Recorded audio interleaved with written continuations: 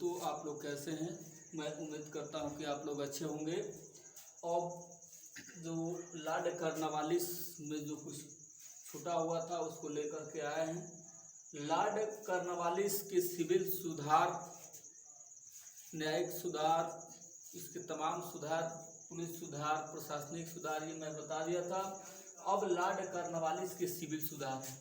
Lord Cornwallis को civil का जनक भी कहा जाता है, क्योंकि सिविल सेवा की शुरुआत भारत में करने वाला पहला शासक है।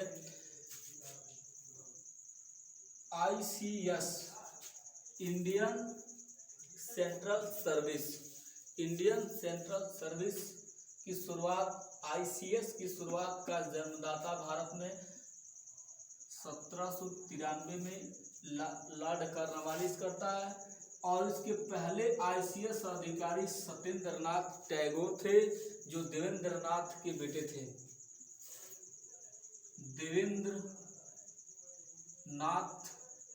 देवेंद्रनाथ के बेटे, पहले भारत के पहले ICS अधिकारी सत्येंद्रनाथ टैगोर देवेंद्रनाथ टैगोर के बेटे थे।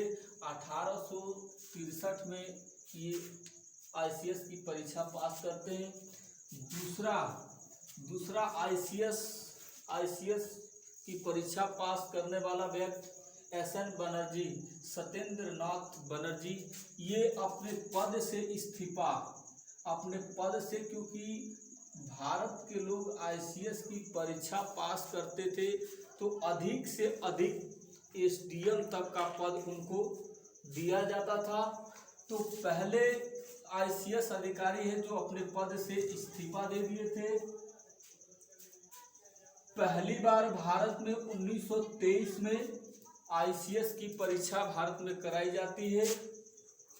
अब आते हैं लॉर्ड कॉर्नवालिस के अन्य कार्य। कॉर्नवालिस संहिता अपने शासनकाल में लागू करता है। इस संहिता के अंतर्गत जो DM के पद था उसको तोड़ करके और न्यायाधीश का पद बनाया था। इसी को बोलते हैं कॉर्नवालिस संहिता। इसी के समय में थर्ड एंग्लो मैसूर युद्ध हुआ था अंग्रेज और टीपू सुल्तान के बीच में।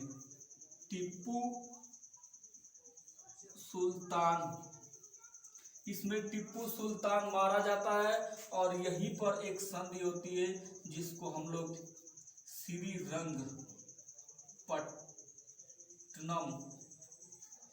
श्रीरंगपट्टनम की संधि होती है थर्ड एंग्लो मैसूर युद्ध में। और लॉर्ड कॉर्नवालिस के शासन काल में ही जिला न्यायाधीश के पद का सृजन किया जाता है।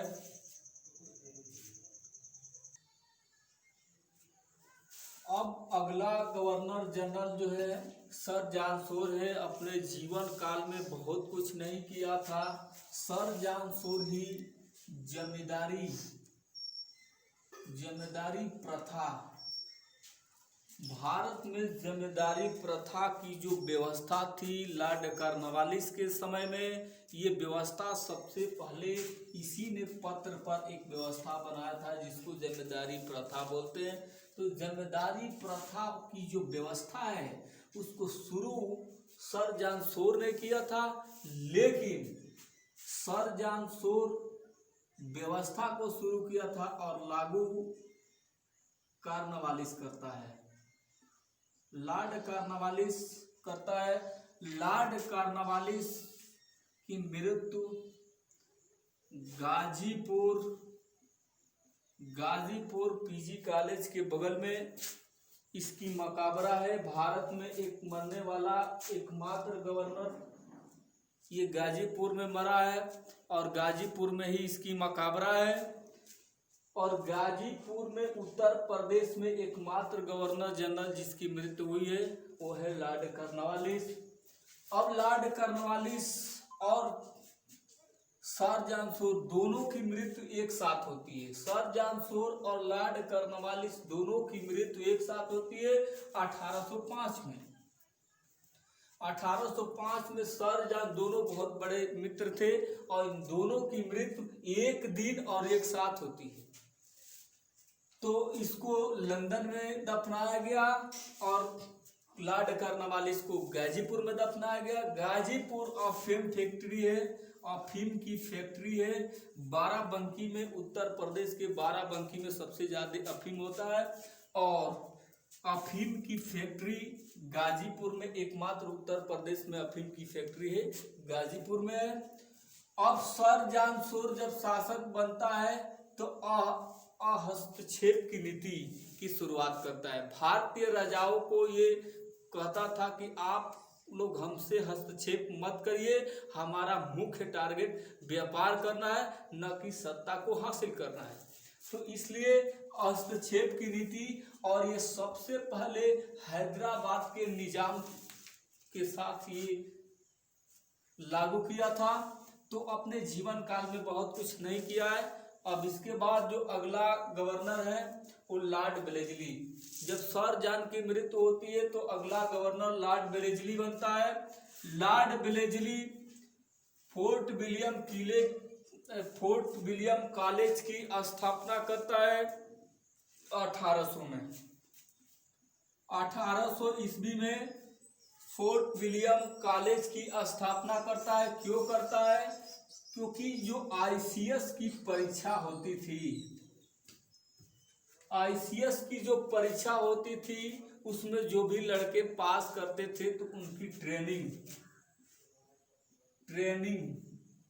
ट्रेनिंग के लिए कलकत्ता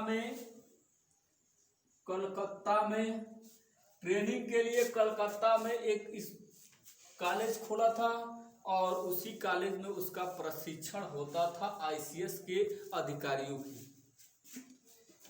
इसी के शासन काल में सहायक संधि हुई है। सहायक संधि की शुरुआत करने वाला सबसे पहले फ्रांसिस डुप्ले था।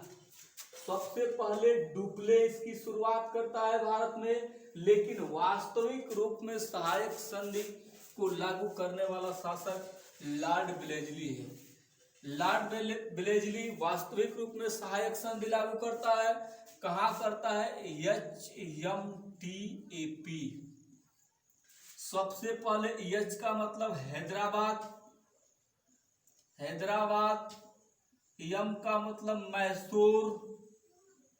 मैसूर और टी का मतलब तंजौर, ए का मतलब अवध और पी का मतलब पेशवा। बाजीराव द्वितीय सबसे पहला मराठा था जो सहायक, ये पहला मराठा व्यक्ति था जो सहायक संधि स्वीकार किया था। बाजीराव द्वितीय ने ही मराठा की तरफ से सहायक संधि स्वीकार करता है। सबसे पहला राज्य की बात करें तो हैदराबाद पहला राज्य है जो सहायक संधि की स्वीकार करता है। तो ये है सहायक संधि। सहायक संधि सबसे पहले भारत में डुप्ले चालू करता है। फ्रांस का एक राजकुमार था डुप्ले जो कंपनी का अधिकारी बनकर के भारत में आया था, तो तभी ये लागू करता है। फुटबॉल की शुरुआत इसी के शासनकाल में होती है। 1802 ईस्वी में जब वेलेस्ली जाता है मुंबई महाराष्ट्र में तो फुटबॉल वहां खेलता है और वहीं से भारत में फुटबॉल की खेल की शुरुआत होती है। अब अगला गवर्नर जनरल आगे चल, सर जॉर्ज वारलो अगला गवर्नर जनरल बनता है। ये 1805 से लेकर 1807 तक था। ये सर जॉन शोर की तरह ही हस्तक्षेप की नीति का पालन किया।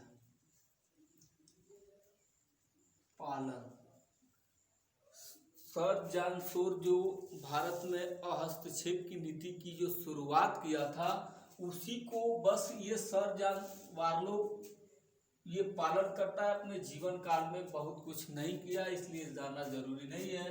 इसके बाद लॉर्ड मिंटो 1807 से 1813 तक ये गवर्नर जनरल बनता है। ये विदेशी राज्यों से संबंध स्थापित करता था। ये इसलिए रखता था ताकि जो सीमा वाले क्षेत्र है उसमें विवाद ना हो, झगड़ा ना हो, इसलिए विदेशों के साथ ये संबंध स्थापित रखता था। हर एक देशों से संबंध इसकी अच्छी थी। इसी के समय में अमृतसर की संधि होती है 1809 में।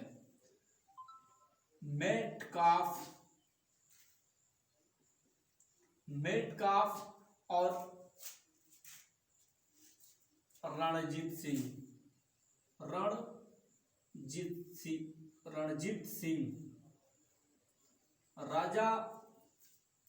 राजस्थान के राजा, अमृतसर के राजा रणजीत सिंह और मेटकाफ के बीच में 1809 में एक संधि होती है, जिसको हम लोग अमृतसर की संधि के नाम से जानते हैं। तो इसके शासन काल में यही हुआ, ज्यादा नहीं हुआ। अब आते हैं लॉर्ड हेस्टिंग के समय में तृतीय आंग्ल मराठा युद्ध हुआ था। नेपाल युद्ध इसी के समय हुआ है। नेपाल का जब युद्ध होता है तो संगोल की संधि होती है। इसी के युद्ध में संगोल की अपने जीवन काल में 28 युद्ध और 120 किले को ये जीता था। तो ये बहुत कट्टर विचार का था। हर एक क्षेत्र में युद्ध जीता गया, जितनी इम्पोर्टेंट नहीं है इसलिए नहीं बता रहे हैं। आगे अब लॉर्ड समहर्स्ट